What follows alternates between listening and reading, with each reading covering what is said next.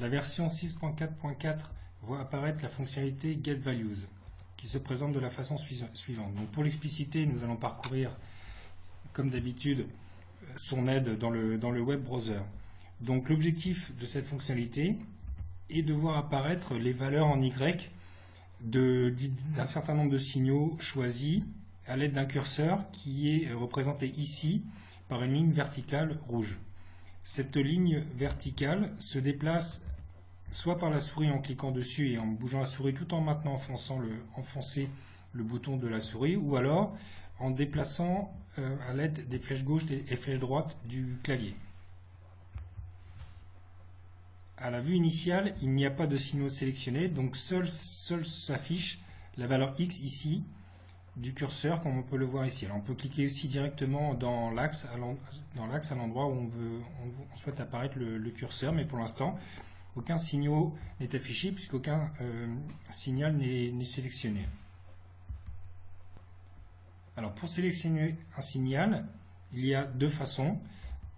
Soit on clique directement sur le signal voulu sur la figure, soit on clique sur sa légende. Donc par exemple, on va cliquer sur le sinus 1 dont on souhaiterait voir apparaître les valeurs en Y en fonction de la position du curseur qui est la ligne rouge.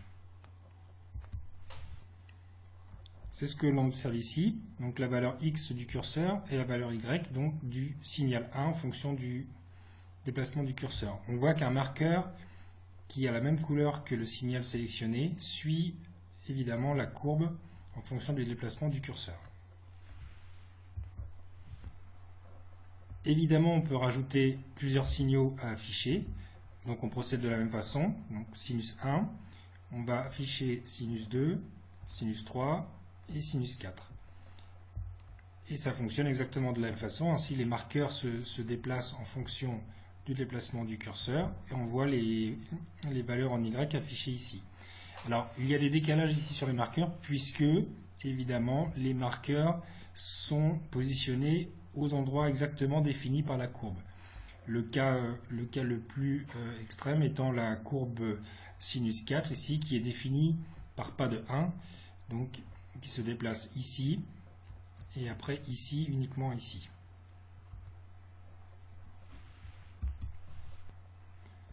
Pour enlever un signal de la sélection des affichages, eh bien on procède de la même façon. Si par exemple on souhaite enlever sinus 3 des affichages, on clique sur cette courbe et sinus 3 a ainsi disparu des signaux affichés. Parmi les signaux affichés, on peut choisir un signal dont on souhaite voir apparaître les valeurs en delta entre donc, le curseur et une référence qui est symbolisée par une ligne verticale noire. Donc pour ce faire, pour la sélectionner, on l'a choisi ici parmi les affichages, des signaux. Donc on choisit par exemple le sinus 1, donc en cliquant dessus, il apparaît ici. Alors, on voit apparaître les valeurs x2 moins x1 et y2 moins y1, x2 étant la valeur au niveau du curseur et x1 étant la valeur au niveau de la référence. Donc bien sûr, on peut déplacer le curseur et les valeurs se mettent à jour en fonction du déplacement de ce curseur.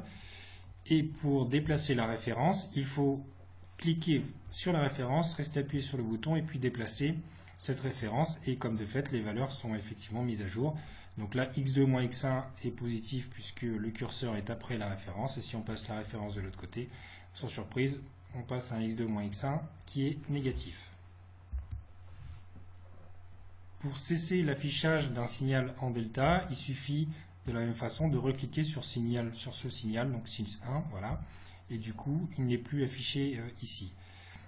On peut aussi directement choisir un autre signal. Là, si on choisit sinus 1, en cliquant sur sinus 2, on switch directement sur le signal sinus 2, et la référence, on voit que le marqueur de la référence, c'est évidemment mis sur le sinus numéro 2.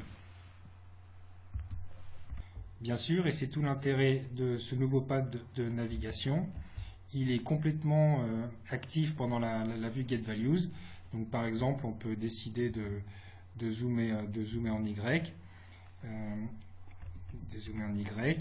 de se déplacer en X ou en Y de la même façon, et l'affichage reste complètement valide.